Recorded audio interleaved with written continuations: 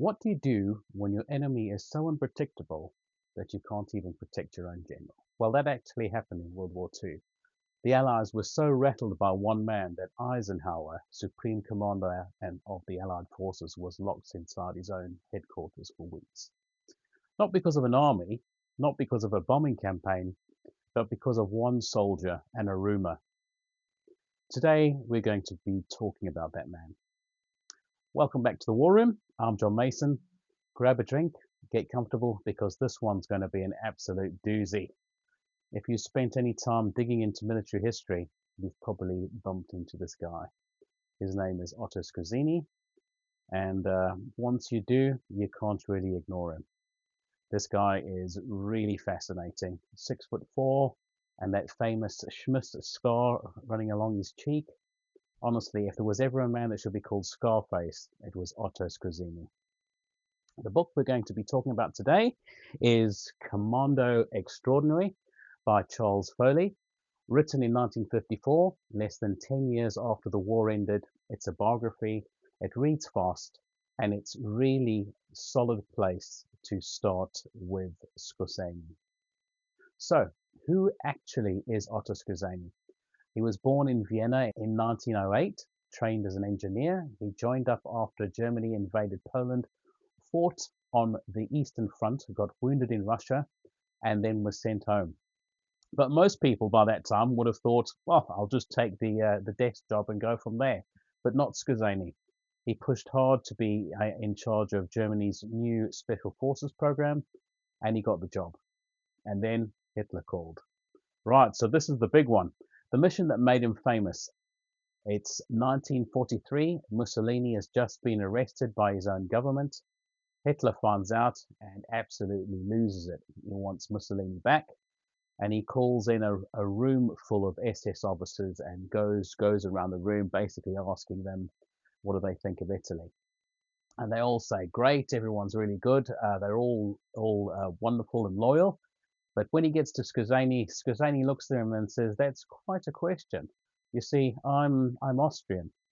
And as Hitler was Austrian too, he cleared the room, tells Skorzeny, you need to get Mussolini out for me. Now, picture the scene. Mussolini is being held at a hotel high up in the Italian mountains, the Campo Imperatore Hotel, sitting on top of Gran Sasso, the Great Rock. No road, no way up by foot, only a cable car and clouds. The Italians figured nobody would be able to get up there, and honestly, who could blame them? Skorzeny looked at the situation and he thought, gliders land right on the mountain on a patch of ground the Italians thought was too small.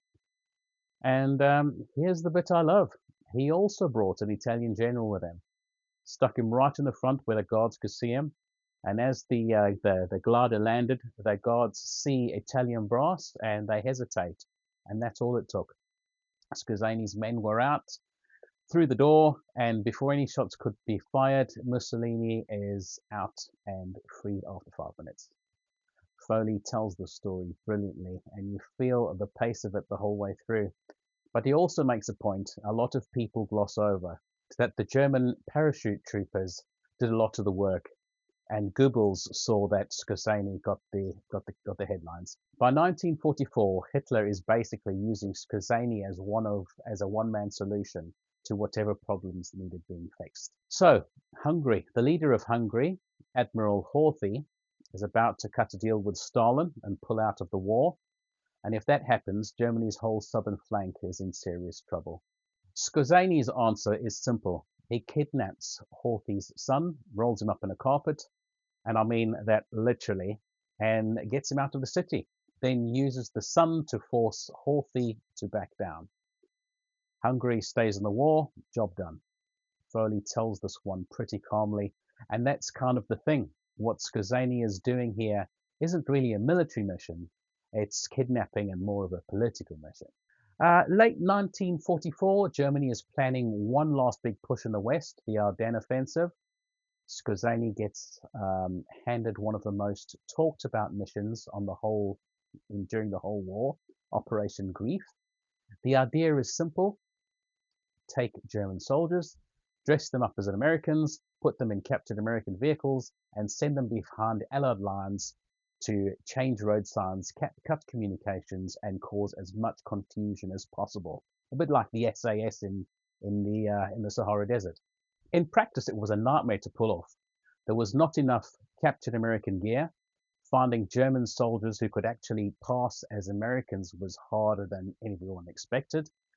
And here's the thing. You can dress a man in the right uniform, you can give him the right vehicle, you can teach him the right salute, but you can't always teach him the right words. And some of his men were caught because they were asking for petrol, not gas. Petrol. One word, and just like that, the whole cover was blown. And under questioning, they let slip, or maybe it was intentional, that Skorzeny was planning to kill Eisenhower. It wasn't true, but the Allies absolutely believed it.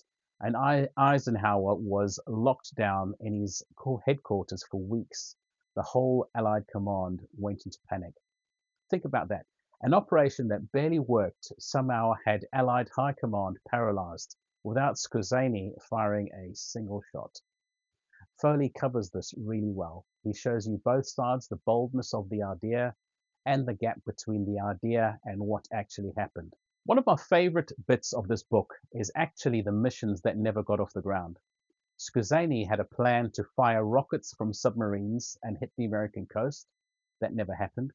He also nearly captured Marshal Tito, the Yugoslav resistance leader.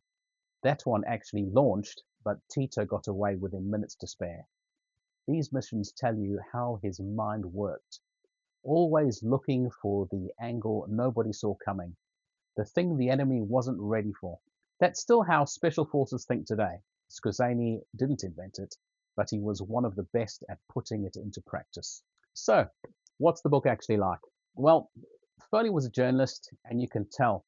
The writing is clean, it moves fast, it doesn't get bogged down in stuff you don't need. If you want to get into Skorzeny and you don't know where to start, this is genuinely the right answer. It's not too long, it doesn't get dry, and the missions land the way they should. Where it falls short, Foley doesn't really give you the person behind the missions. What made Skorzeny tick, what he actually believed, what kind of man he was when he wasn't on any operation. In this book, you get the soldier, you don't really get the human being. And here's where I want to be straight with you. Remember the kidnapping in Budapest I mentioned earlier? Horthy's son rolled up in the carpet. That's the moment that tells you who Skorzeny really is or really was. That wasn't a military operation. That was a threat, a brutal one, used against a man's own child to keep a country in a war it was trying to leave. Skorzeny was not a simple figure. He was skilled, he was brave. Some of what he pulled off is genuinely impressive from a military standpoint, but he was also a committed Nazi, an SS officer, and after the war he was linked to networks that helped former SS men disappear and avoid being prosecuted. Foley doesn't really go there, and look, it's 1954, a lot of the information wasn't really made public yet, but it's worth knowing. Skorzeny stood trial at Nuremberg, expecting the worst, and then something really extraordinary happened. A former SAS officer, or I believe is a SOE officer, stood up for him in the courtroom and defended him.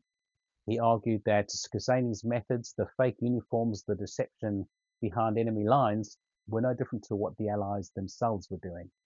And the court agreed, and Skorzeny walked free.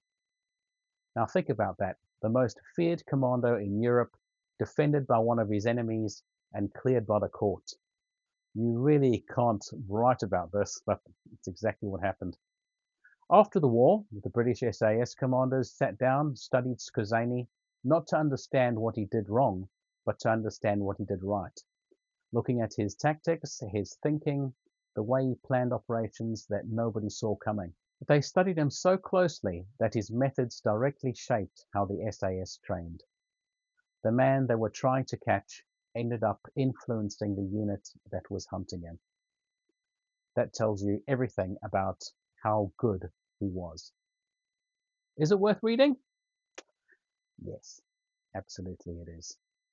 If you're into World War II, Special Forces, or just a story that moves, this book absolutely delivers.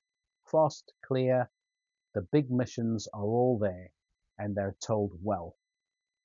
Just be aware the person behind those missions is mostly missing, and the post-war years, arguably the strangest part of his whole story, aren't there at all.